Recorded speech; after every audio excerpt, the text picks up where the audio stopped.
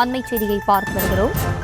தேம்பி தேம்பி அழுத அமைச்சருக்கு ஆஸ்கர் விருது தரலாம் என பாமக தலைவர் அன்புமணி ஏற்கனவே கூறியிருந்த நிலையில் அன்புமணிக்கு அமைச்சர் அன்பில் மகேஷ் பதிலடி கொடுத்திருக்கக்கூடிய அந்த அண்மை செய்தியை பார்த்து வருகிறோம். கூடுதல் விவரங்களோடு இணைகிறார் எமது செய்தியாளர் ராஜேஷ். விவரங்கள் வழங்கலாம்.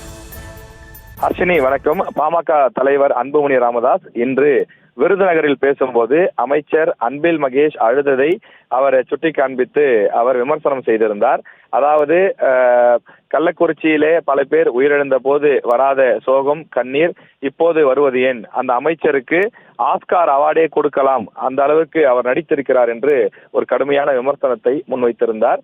அன்புமணிக்கு பதிலடி கொடுக்கக்கூடிய விதத்தில் பள்ளிக்கல்வித்துறை அமைச்சர் அன்பில் மகேஷ் தன்னுடைய பதிலடியை எக்ஸ் வலைதளத்தில் வெளியிட்டிருக்கிறார். அதில் மரியாதைக்குரிய அண்ணன் அன்புமணி ராமதாஸ் அவர்கள் நாகரிகமற்று கொச்சையாக பேசியிருக்கிறார். கரூர் கூட்ட நெரிசலில் இறந்தவர்களில் 9 பேர் பள்ளிக்கு செல்லக்கூடிய வயதிலும் எதிர்காலத்தில் பள்ளிக்கு செல்ல வேண்டிய வயதிலும் உள்ள எங்களது பிஞ்சு குழந்தைகள் என்று அவர் பதிவிட்டிருக்கின்றார். மேலும் எங்களது தலைவர் முதலமைச்சர் அவர்கள் சொல்வது போல எந்த தலைவரும் தன் ஆதரவாளர்கள் இறப்பதை விரும்ப மாட்டார்கள்.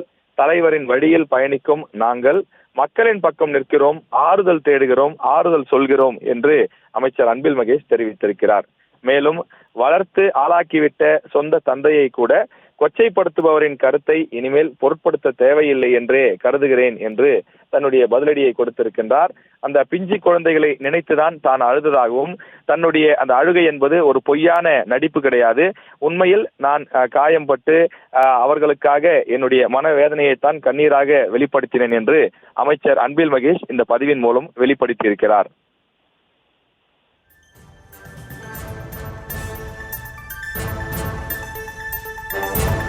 விவரங்களை வழங்கியமைக்கு நன்றி ராஜேஷ்.